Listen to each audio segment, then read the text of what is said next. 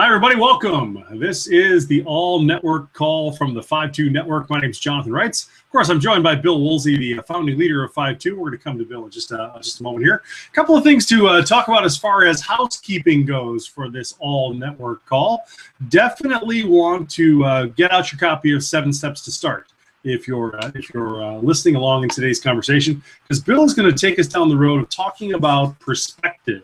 So pull out your Kindle or pull out your notebook. Like I know a number of local catalysts have printed out the PDF version of the book and have it all marked up and noted up. So before we really dive into the core of the conversation today, you may want to make sure that you have your copy of 7 Steps to Start. 7 Steps to Start right in front of you, so you can add any notes, any observations that you have from today's conversation. You can also join this conversation a couple of different ways. Open up the Q&A app inside of this Google Hangout on air. That's on the left-hand side of your screen as you look at the monitor. Conversation bubble with a big Q and a big A in it. That'll open up a bar on the right-hand side of the screen where you can put your questions, comments, or observations into the sidebar for Bill, and we'll work through those basically in the order that we receive them, unless there's a particular question that really ties in directly to the topic at hand. The other way you can get involved in the conversation is to use Twitter. Tweet out your questions using the hashtag FiveTwoLive. That's F-I-V-E, the number 2, L-I-V-E. Obviously, capital letters are optional. You can do it either lowercase or uppercase. But hashtag 5, F-I-V-E, the number 2, then L-I-V-E, all one word like you see there on your screen. That's another great way to get your voice heard in today's all-network call, in today's conversation with Bill. Based on one of the steps from the 7 Steps to Start book, today we're looking at perspective. So Bill, now obviously 7 Steps to Start is a roadmap for getting something new done. Why is perspective so important? It's kind of it's the way you see the world. And we talked last month about passion. So passion is this internal desire, this internal wiring that God has put in you that gravitates you one way or the other. And when redeemed, it puts you into some great opportunities, great actions for the sake of his kingdom. So passion is this internal aspect to your life. Perspective then is how you see the external world around you. And it's going to allow you to move forward, or it's going to paralyze you.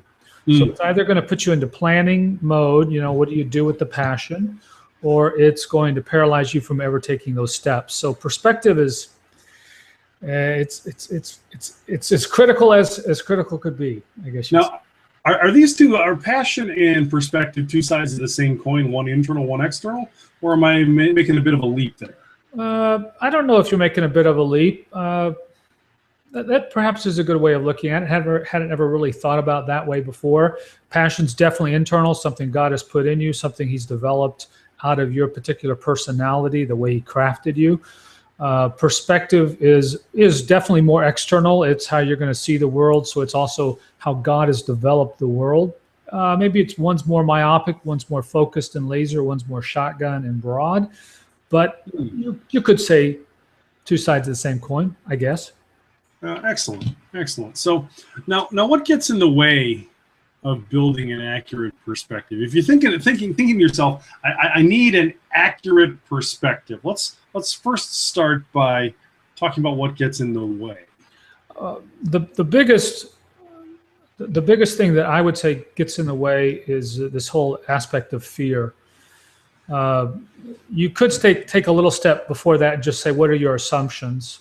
A lot of times we just have assumptions about how things are going to work. We have assumptions about how our ideas are going to be received. And those assumptions hinder us from taking steps forward. I think that if you double click on that, you definitely arrive in the category of fear.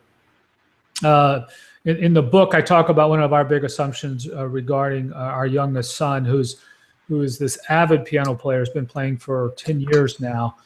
And when we encourage our children to find a job and how to marry up their passion, turn their passion into pay, our 2 oldest children, we could see how they could do that with computers and networking and becoming a network administrator, or with taking her swim lesson business and using our swimming pool and starting or her swimming passion and using our swimming pool to start a swim lesson business. But for at that time 14-year-old to teach piano, we thought about it, but we just assumed that no one would want to take piano from a 14-year-old. Had we stuck with that assumption, we never would have moved forward and really started doing some advertising and sharing. And all of a sudden, within 6 months, he had a number of piano students. And now 2 years later, he's got as many as he can handle on his school schedule. So that assumption, what you're thinking, you really have to ask some serious questions about those. Now I love that illustration, because it's not an unusual or challenging idea that 14-year-old piano instructors are unusual. How'd you overcome that? What made you decide to actually push forward, even though the idea maybe didn't measure up at first glance? That's a great question. I think on one hand, we looked around, and perhaps this is a very good question. Perhaps had other, what I would call high leverage opportunities been available, then we would not have gone there. But when we look out in our neighborhood, you default with the young boy to he's going to mow lawns, right? But in our particular neighborhood, there are lawn crews all over the place, and you'd be hard pressed to compete. Plus, he's so slow; it would take him forever. He'd never make any money. But also, then we started.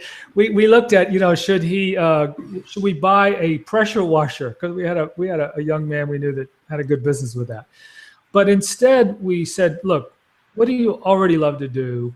And when you look at it, the dollars in teaching piano lessons, it's quite good money. So it was really a standpoint, and I think probably my wife was the one who surprisingly said to me, we should put this out on the homeschool loop that we're a part of, and just see, and put it on Facebook. And he was already, following the trail of his older sister, who had a great following in teaching swim lessons. And mothers would come, and while their kids were taking swim lessons, and he'd be practicing piano inside, and they'd be like, wow, who's that playing piano? So I think it's because on one hand we said, what other thing is going to be good for him, and is it going to really work? We kind of fell back into this again and went forward, and here we are. So that's a good question. You know what I notice about the story you just told, though, and I think this has real applications for living with perspective. The first thing you did, and this happened so naturally in the conversation that you didn't even say you did this, I just noticed that the first thing you did was you assessed what's he going to be doing anyway. And he's going to be playing the piano. And he's going to be putting himself out there a little bit. So there really was no risk in stepping out and learning a new ability, because he was already doing these things, and it was already integrated into Samuel's day-to-day life. How does that speak into perspective, building on what you were already doing? I think if we, again, take perspective as a worldview, as you, in essence, kind of assessing the world around you, and this goes back into our passion discussion from last week or last month, but one of that key assessment is to really understand where you, or if you're coaching someone who's a starter in a starter situation, where are they naturally inclined to just self-motivate anyway? What do they love to do? We don't have to tell him anymore to practice the piano. He does it for enjoyment. He does it for relaxation, for stress management, whatever you want to call it. And so I think as we're looking at perspective, it really is a matter of allowing what we're seeing to be, on one hand, unfiltered by some of the false assumptions or the fears in our lives, and on the other hand, to be filtered from a Jesus sacramental perspective of presence and this faith of what God wants to do and is doing in His creation and in His world with us. So I think that perspective, it really does. It's a place of like passion. Passion is a place of reflection. Perspective is a is an external reflection, you might say. So going back to your two sides of the same coin, there's an internal reflection, an external reflection that's happening. So, it occurs to me hearing you make that connection, Bill, that you're not necessarily you're kind of using perspective in a unique way. Why don't you give us a working definition? Maybe I should have started the conversation there, but you really are using this in a unique kind of way. What's your working definition? Well, I transparently, I didn't realize I was using it in that unique of a way, but I would, perspective to me is, what is your take on the world? Okay. What's your take on life? And so maybe I use it more holistically or broadly. But so as I wake up in the morning, as I go about my life, what are the assumptions? What is my worldview, you might say? One of the phrases I use a lot in ministry and encourage pastors to kind of have as their swing thought, and worship leaders, is that when we encounter people, whether it's they are coming to us and we're worshiping with them, or we're entering into their world in ministry settings or in conversations, I always ask the question of, is the joy quotient when we leave, when they leave, or when I leave, is it higher than when I arrived? And so that perspective is how, when Paul says that one of the fruits of the Spirit, or some of the fruits, love, joy, peace, patience, kindness, goodness, gentleness, faithfulness, and self-control, is that joy at the center? Is that right out of the gate? So my perspective on life is that there is joy waiting each day. There is this cross that happened that has profound impact on all of life. And so when I start that day, when I encourage people to approach that day and what God wants them to do that day, how is there going to be joy present because of knowing Jesus, because of using the gifts he has given you? Even if there's no success, how is that living in that sacramental moment, the presence of Jesus, that joy there? So anyway, that's how I would use it. It's a broad take on what is happening in life and how's it ultimately going to end. And we obviously, as baptized followers of Jesus, we know the ending. So how does your perspective connect to your values? How does my perspective connect to my values? Well, gosh, I probably need to just hold on that for a second. On one hand, they're very tightly connected. What I value in life is going to filter and influence how I act in life, and what I believe life should be about. It's going to, if they're really my values, they're going to impact my behaviors. They're going to shape my behaviors, my walk. And so as I have this sacramental faith, this deep faith in Jesus, who is both mystical and material, he is a missional God who sends us out. I also know his sovereignty and his overcoming abilities, and how then, as Paul says in 2 Corinthians, that the world that we see is all fading away, and we have this glory that is going to be revealed in these broken pots. So there's that perspective thing again on a brokenness and yet a redemption that results in some beautiful stuff for the sake of the gospel. And especially as we focus on starters and sacramental entrepreneurs, of that starting that new ministry, that new expression that's going to reach those new people. So as we talk to these sacramental entrepreneurs, how is it possible that the fear that informs your perspective can be your friend? How do we turn that into an ally? Well, first of all, let me just say that fear is very powerful and should never be ignored. So we're not saying to ignore the fear you have. That's good. I tell a goofy story in the book about when my two sons and I climbed Half Dome with some other scouts, and it was clear from the prepping of the trip and throughout the trip that Bill Woolsey was going to be the liability when it came to heights. And sure enough, and there were two other dads who were like these mountain goats, and they very lovingly sandwiched me between them so that my anxiety would not get the best of me. But when we reached the critical point of tying off, I had brought a long length of ropes for my sons. Now, on one hand, you could just say, "Oh, that was a stupid fear," and gosh, no need to clip in, and just let them scramble up there, and what are the chances of them falling? Which, yeah, that's that. On the one hand, you might say that. On the other hand, you probably wouldn't say that. I mean, as you look at the screen here, I've got a photo of Half Dome up here. Where are we talking about being at this point? Gosh, I should throw up the photo that I have of my sons. Yeah, so you're actually looking. You see that little point on the left there? I'm pointing. It doesn't work for me with my little clicker, but on the left, I'm pretty sure that's the promontory. That might be. Yeah, that's the diving board.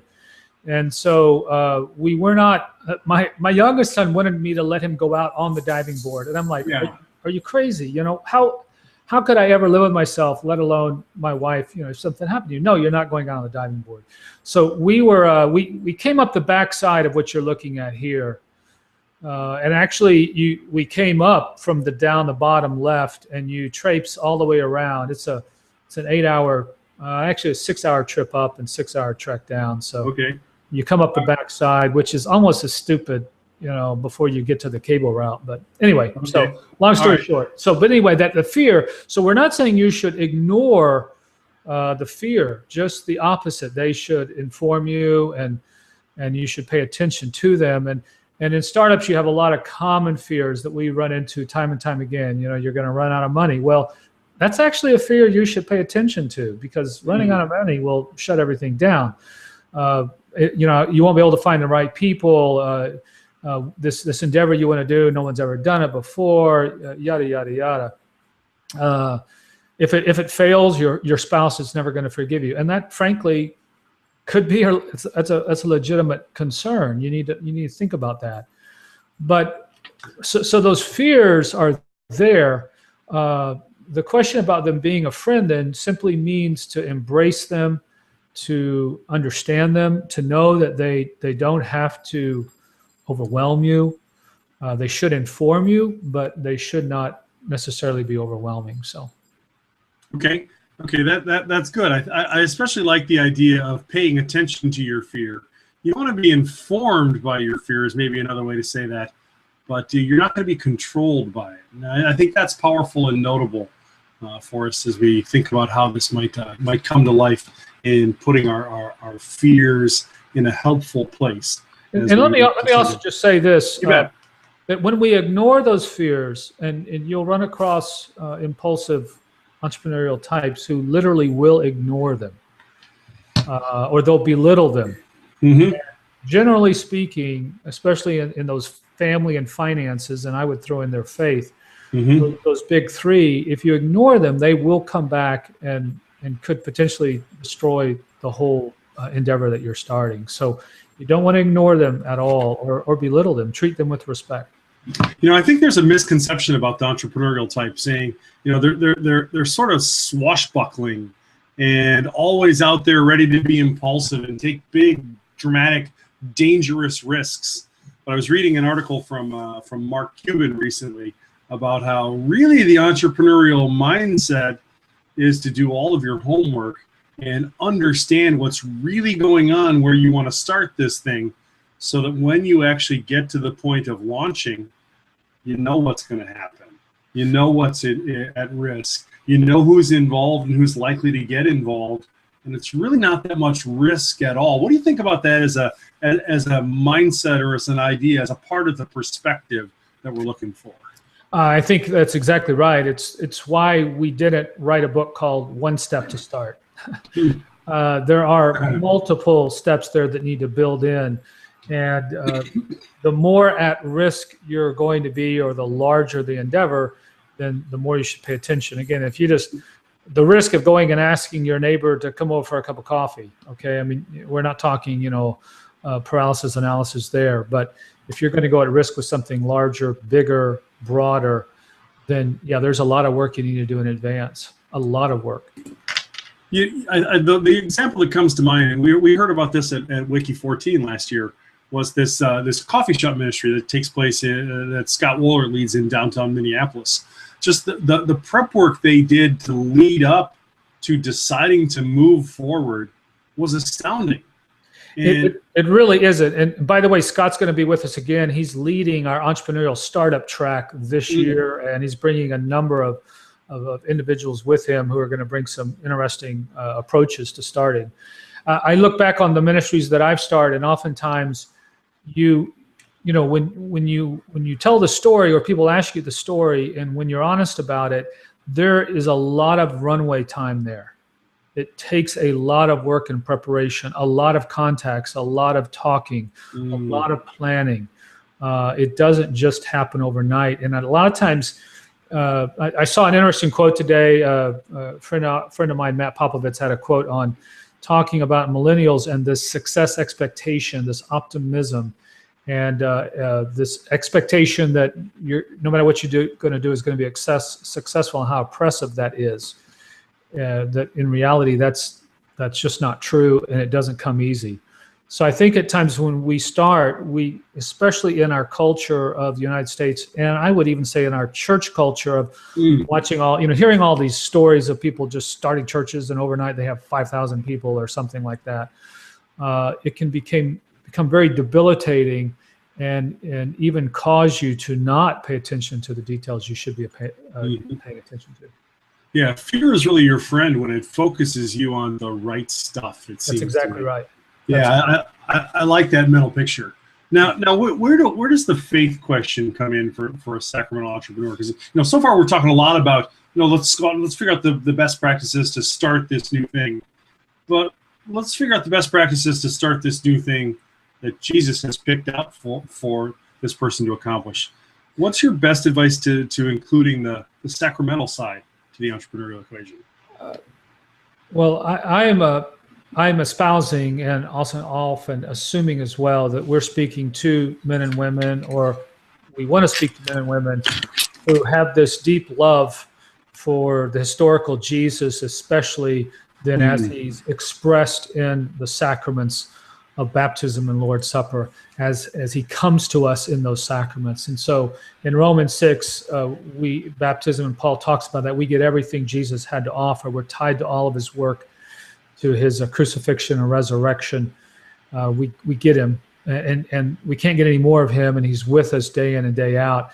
And what we're trying to help people understand then, as well as that when they celebrate the Lord's Supper on a Sunday morning, that celebration and that reception of Jesus again, and that work that he did on that cross, being transported back to that cross, and seeing and experiencing that sacrifice again, how that's not left just for Sunday morning, but rather that's given for the rest of the week. And so the sacramental faith ties into perspective, because it is at the source of this fruit of joy. It's at the source of this respect for all, which is a huge value of ours in our network. It's at the source of knowing that my fears should be paid attention to, but that they are ultimately not going to be the death of me. That because of Jesus, the work that I do here has eternal implications, but the real legacy is going to be in the people that are with me in heaven, working through me. So that sacramental faith, it is the foundational springboard for my taking the risk to start new, to reach new people. It's the heartbeat of this entrepreneur person that we want to help and we want to equip. Talk to me about how sacramental faith plays into motivation. It gives you the ending of the story. It gives you this Jesus who is with you every waking moment, and not in a judging way, but in a regenerating way, in a loving way, in a befriending way, in an encouraging way. A group of buddies of mine just started a Facebook group on encouraged and encouraging, and how it has just taken off. in our church circle, because people desire, they want to be encouraged. They lack encouragement, and so when Jesus, when you have the sacramental faith, this presence thing that's going on in your life, it's incredibly uplifting, just incredibly uplifting. Yeah, I think we sometimes downplay the fact or forget about the fact that, hey, the story ends pretty good for us, and that's a pretty powerful motivation to do things now. And it's not just a faith that's for when we get to heaven. It's a faith for living in this world as Jesus' representatives. And why is it so easy for us to take our eyes off that reality sometimes, Bill? I think just because of the complexity of life, the list of stuff going on in life. I do think it's also, I'm sure it's an outcome of our Western mindset and our defining church as a weekly experience or a location, you might say, as opposed to more of an Eastern holistic spiritual walk. We have separated those things out. We even pride ourselves on being postmodern, or as if people really are postmodern. Was reading a fascinating book on sacramental theology the other day, and the author made the claim that there's no such thing as postmodern. Everyone's pre-modern. Everyone still has this spiritual, supernatural, superstitious at times reality that we fall back to in difficulty. We fall back to in suffering. We cry out for help beyond us, and that at our core we're pre-modern people. And so that sacramental faith, it's easy for us in our Western world and our civilized mentality to segment it out. Now it also sets us up, because it is easy to segment out. It sets us up for false beliefs sometimes. I think that's a huge risk. How do we counter that, or how do we ensure that doesn't become a defining, taking that stand against false belief? How do we ensure that we have the right priorities, the right perspectives, but are still clear on what we believe and what we don't? Well, one of the tendencies I know in my own life, and I know in talking with driver types, and oftentimes entrepreneurs are pretty driven people, is that we neglect the continual building of our faith. Again, it's the most critical. I believe the most critical building block of your faith is regular, daily reading the Word of God, reading the Scriptures. Whatever game plan you want to use, it's being immersed in that for some portion of your day, every day.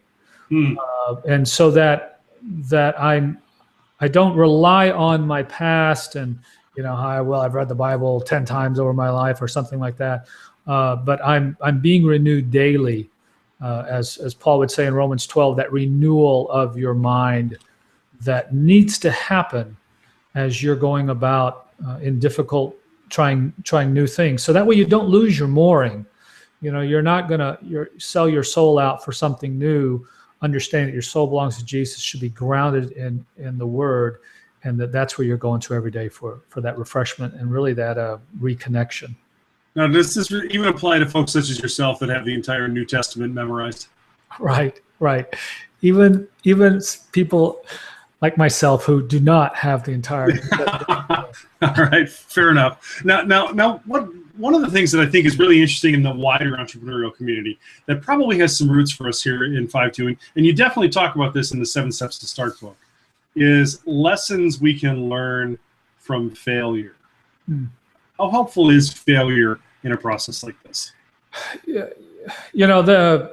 When you look at the cross, the centrality of our faith, and how to the entire world revolving around the cross. So to everyone except for the man who was on the cross, the cross was a failure. And frankly, you could even perhaps theologically parse my God, why have you forsaken me? And this is what we don't understand about the Trinity, how even to the man on the cross, it was in that time and place perhaps a failure. And I don't want to go there too far, but so this whole aspect of failure, and that's the beauty of the cross, is that it doesn't, again, going back to that ignore word, it doesn't ignore the fear. I mean, Jesus was very fearful of what was coming.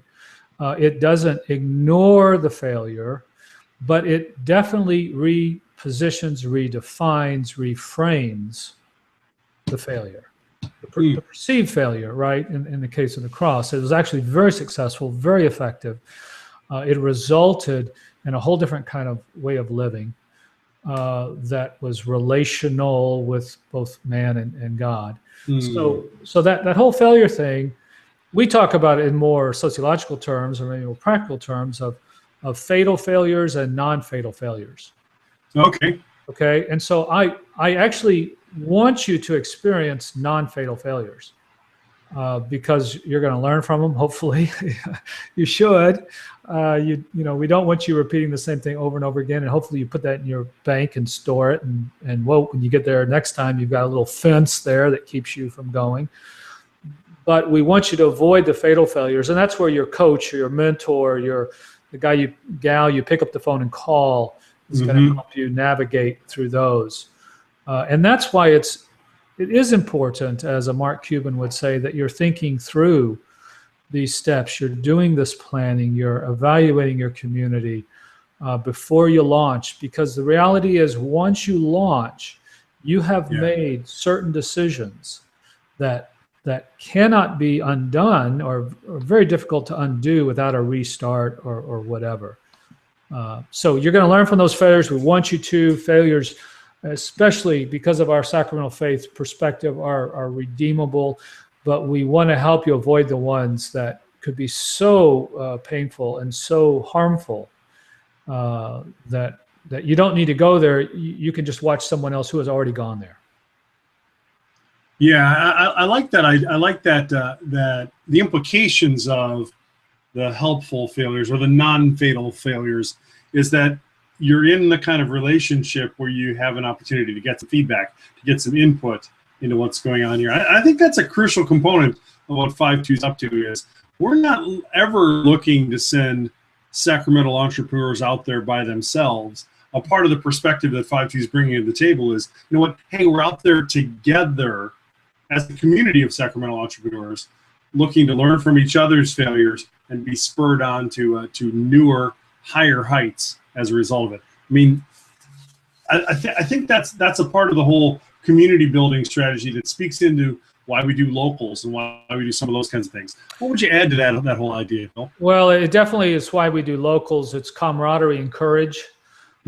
Camaraderie and courage are key. What's the right word I want to use?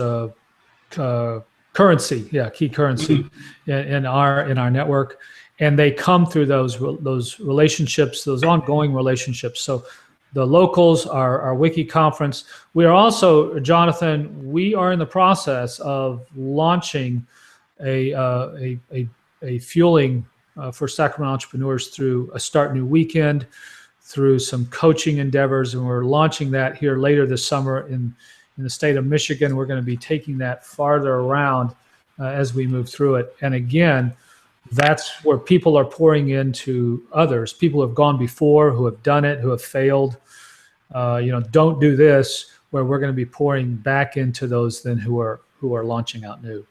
I love that mentality, because one of the things that the selection, the HR, the hiring and job search environment does when they test for a particular role, they build the profile out of not only people that have been successful, but people that have failed, so they can differentiate between what makes, and maybe isolate what makes the difference for success in this particular road or in this particular path.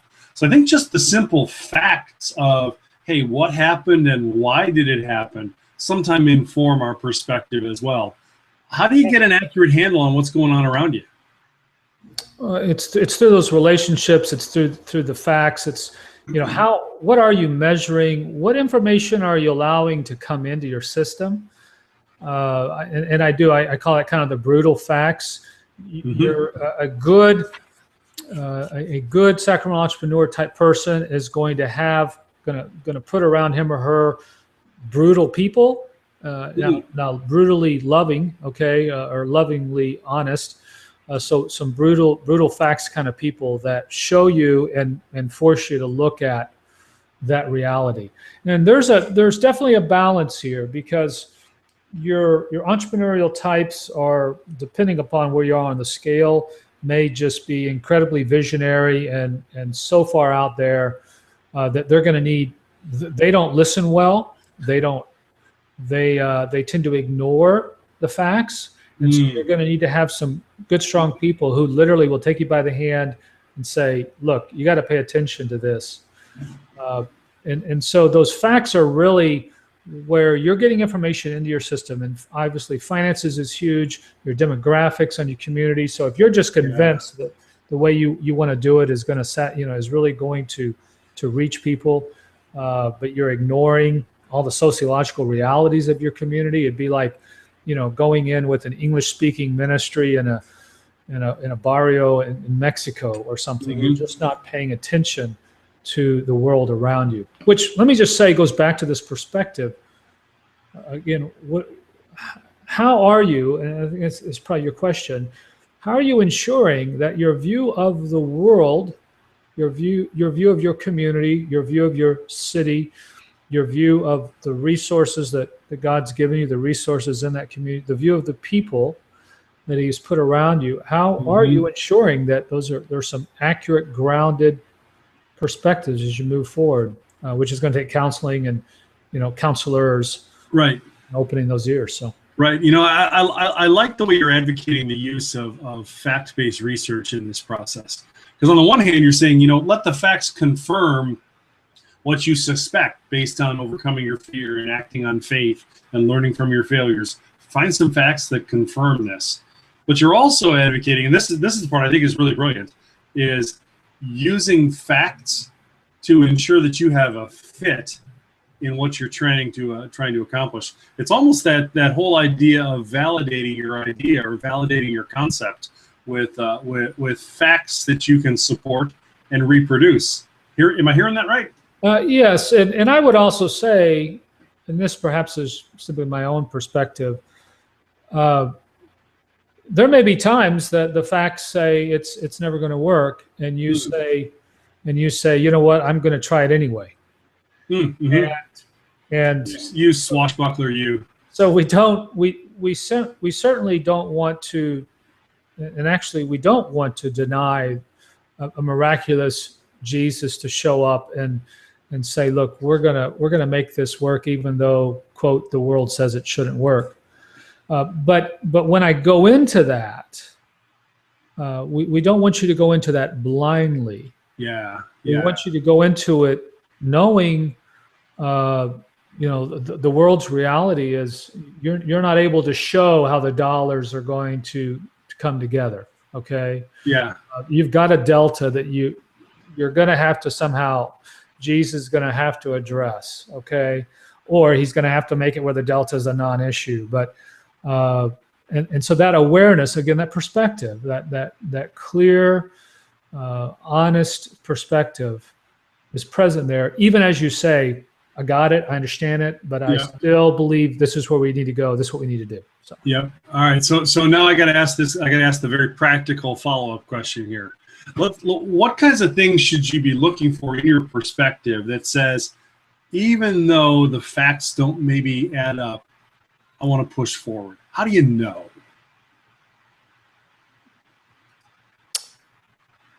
I'm not sure I can tell you how you personally know, and I'm not trying to cop out on that. I guess for myself, I see how it's going to be. For myself, it becomes a matter of conviction that is verified by counselors. And let me practically kind of say, as I my family, I took the leap into FiveTwo at this juncture. There are a lot of things we could have put on the paper and say, gosh, how's this even going to work? How's your family going to be supported, or is there really a need for this? We could have compiled some facts, and there were some facts that say, hey, this is going to be, Jesus is going to show up. There's going to have to be some stuff that happens for everything to work. But it was through the conversations of a number of people who have walked with me over the years of ultimately saying, Bill, we believe that this is where God desires for you to be focused at this stage of your ministry as you move forward. So again, that's me. That's probably more what I would call subjective, rather than objective. But that's kind of go back to the Proverbs, right? The use of counselors and really listening to them. Well, yeah, I think the principle behind all that is really important for confirming perspective is constantly be in conversation and be in relationship with your advisors, with the people whose opinions you trust. And let me just say, when we launched FiveTwo 6 years ago, the men in the room who were all effective church planters, to a man, they all had somebody they could pick up the phone and call, who would coach them or counsel them, and they were I wouldn't call it. I mean, Jesus, the true north. They were the human expression of that true north, who kind of regrounded them and just really would tell them truth and say, hey, have you thought about this? Or right. So right. And anybody who's effective in a leadership role that's making an impact has 3 or 4 of those guys on speed dial. Yeah, men, women. I mean, I definitely have both genders, just because there's a different outlook that comes. You bet there is. So.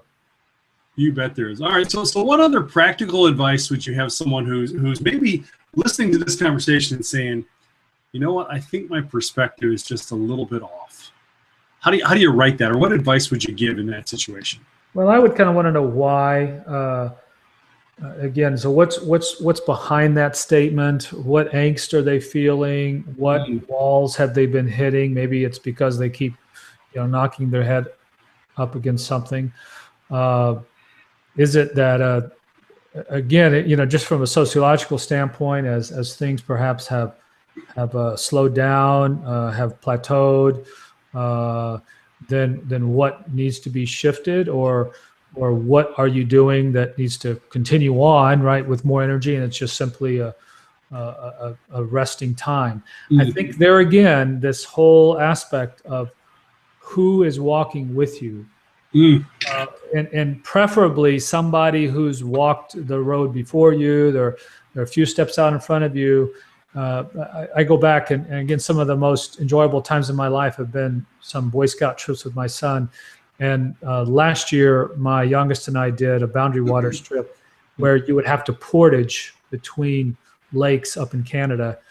And to have somebody out in front of you while you're carrying this canoe, which thankfully I never had to do, but the canoe would hang down over you, and we would make sure someone was out in front going, hey, here's a tree or whatever. How critical that person who's out in front or has been out in front, that's very helpful to ground you, making sure you're seeing the right stuff as you start new. I love that illustration. That's exactly what happens when you start something new. There's somebody who is not you on the journey with you saying, hey, don't fall into this hole, or don't walk into that tree. That's exactly right. I'm thinking about the last church I helped start. There was one group of folks whose entire role was to say, hey, don't get caught in this particular trap. That's how they served, was they offered their insight and their perspective into the conversation. And I think we overlook that oftentimes. Let me also say that my strong recommendation is they're outside of your group. Now, that's not negating the men and women that Jesus brings around you within your group of whatever it is you're going to launch, whatever it is you're going to start. but it is to be able to have somebody who is not, they don't have skin in the game. Yeah. From that standpoint, they can be very objective. And what will be hard for you, again, speaking of experience, is when an outside counselor says something, how do you weight it appropriately? Yeah. Because just because they say something doesn't mean necessarily it's 100% Jesus speaking kind of thing. And so it is an art, it is a science, it's maturity. It's weighing that out with your internal counselors as well, and really through prayer and just through seeking God in that. But it's not ignoring that. It is having that. It is utilizing that in wisdom.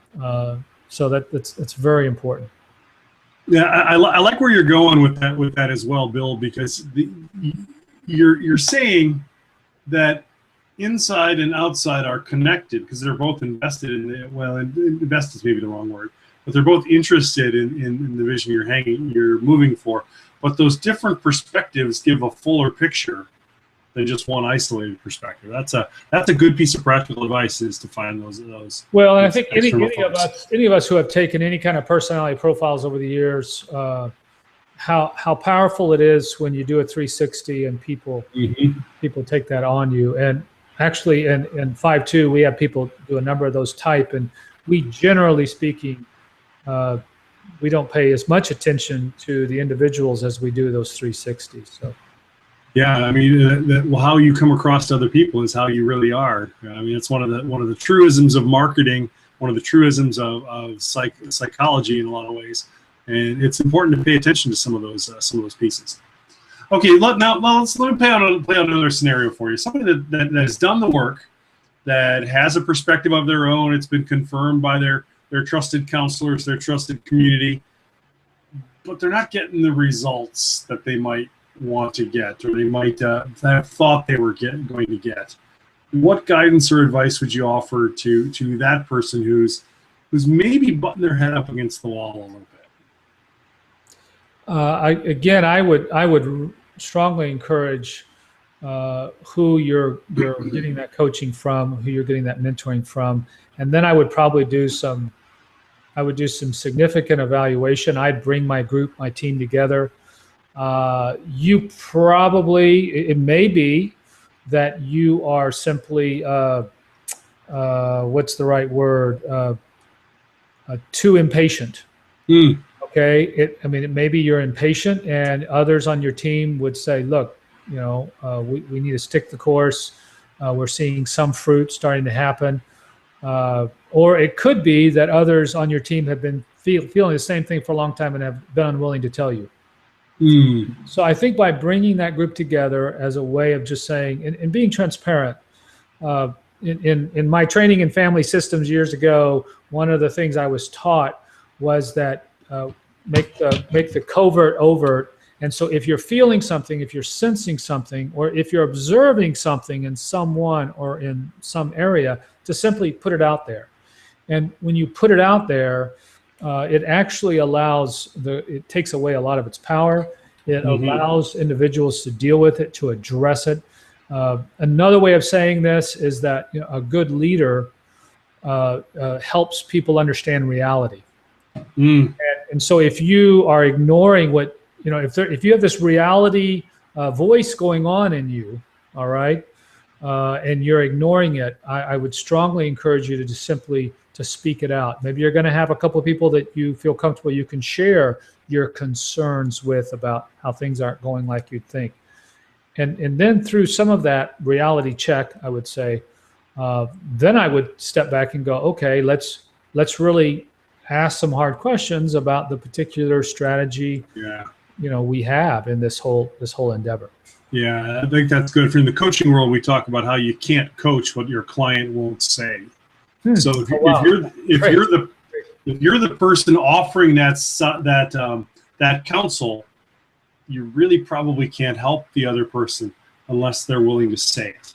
Wow, that's a great insight.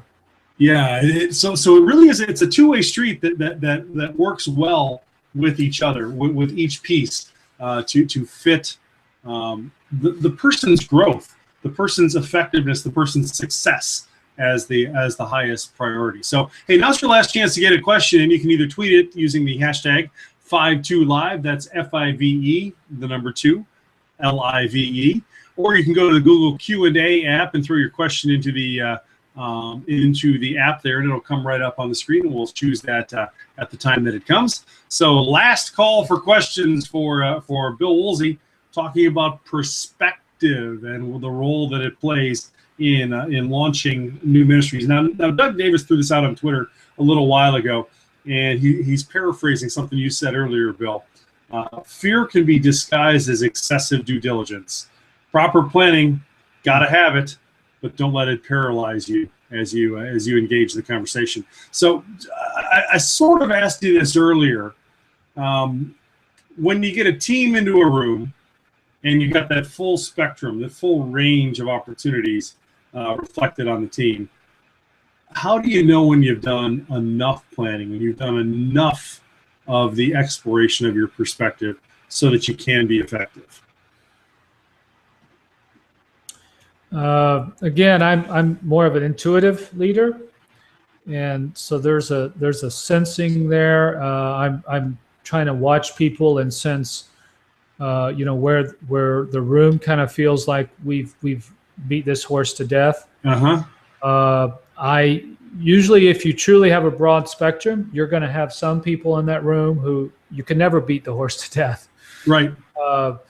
And so I think that's that wisdom in leading, and it's maybe to really take that individual.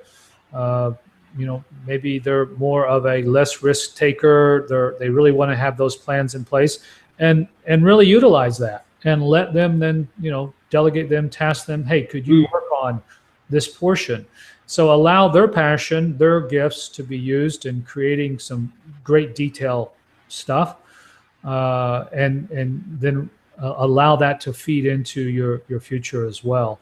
But to keep the whole group there, that's going to be something you're going to have to sense and lead through. So there really is an art to this process where you're able to know sort of without words that folks are that folks are ready to get moving or to make a decision. I think again, as I was walking through the process, if there were individuals who raised some huge red flags or what we would call fatal failures, you must avoid this. We must pay attention to that.